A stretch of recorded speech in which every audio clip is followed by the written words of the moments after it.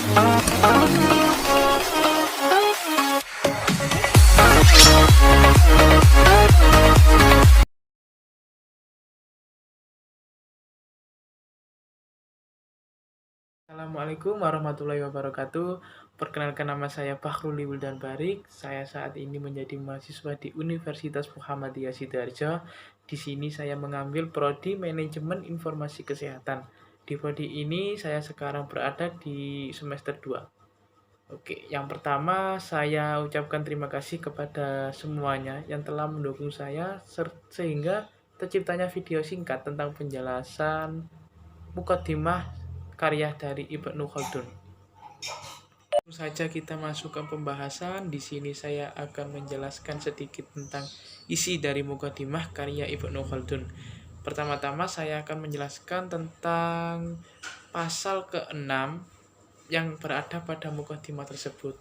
Di pasal ke-6 ini berisi tentang berbagai jenis ilmu pengetahuan, metode pengajaran, cara memperoleh dan berbagai dimensinya, serta segala sesuatu yang berhubungan dengannya. Dalam bab ini terdapat satu pendahuluan dan juga beberapa isi. Satu pendahuluan tersebut terdapat dalam pemikiran manusia. Nah, yang membedakan manusia dengan binatang atau makhluk lainnya itu terdapat pada pola berpikirnya. Jika manusia mempunyai pola berpikir untuk mencari pencaharian untuk sehari-harinya, bisa bekerja sama dengan sesama manusia, memahami Tuhan yang disembahnya, dan ajaran-ajaran yang dikirimkan oleh utusannya. Jika tadi saya telah menjelaskan tentang pasal 6 pada Muqaddimah karya Ibnu Khaldun, di sini saya akan menjelaskan kembali tentang pasal 1 yang berada di Muqaddimah tersebut, yaitu tentang ilmu pengetahuan dan pengajaran merupakan sesuatu yang natural dalam peradaban manusia. Hal ini disebabkan bahwa manusia mempunyai persamaan dengan makhluk yang lainnya. Jika tadi saya telah menjelaskan sedikit tentang perbedaan manusia dengan makhluk yang lain, di sini saya akan menjelaskan sedikit lagi tentang persamaan manusia dengan makhluk yang lainnya. Nah, persamaan tersebut terdapat dari sifat kemakhlukannya.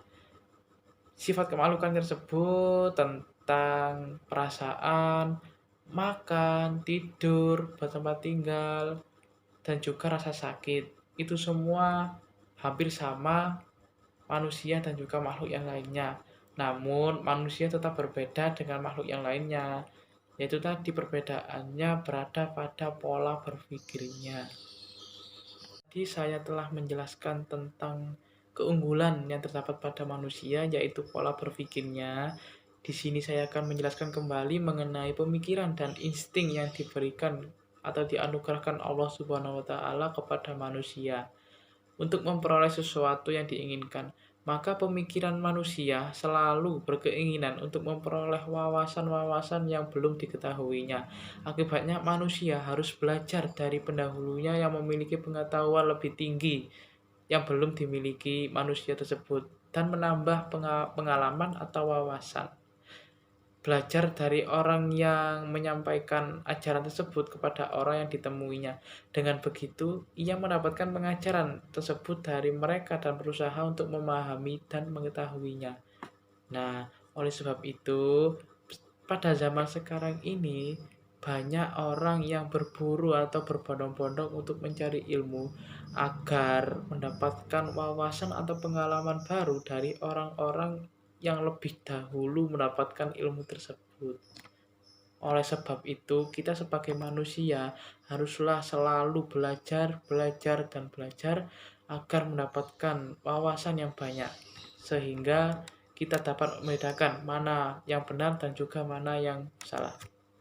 Oke, lanjut. Jika tadi saya menjelaskan sedikit tentang pasal 1 yang berisi tentang ilmu pengetahuan, selanjutnya saya akan menjelaskan isi Muqaddimah pasal ke-37. Di sini menjelaskan tentang bahasa adalah keaslian yang diusahakan. Ketahuilah, semua bahasa memiliki arti yaitu malakah, atau bisa disebut dengan kemampuan dan keistimewaan. serupa dengan keilmuan yang diupayakan. Jadi, bahasa adalah malakah yang terdapat pada lisan untuk mengungkapkan makna-makna, di mana baik dan buruknya bahasa sejalan dengan kesempurnaan malakah tersebut. Hal ini dilihat dari kosakata dan juga ditinjau dari susunannya. Kata atau bahasa hanya dapat diperoleh dengan berulang-ulangnya kejadian, sebab pada mulanya suatu perbuatan terjadi, lalu setelah itu muncul suatu sifat yang menjelaskannya. Kemudian sifat ini terjadi berulang-ulang, maka jadilah ia hal.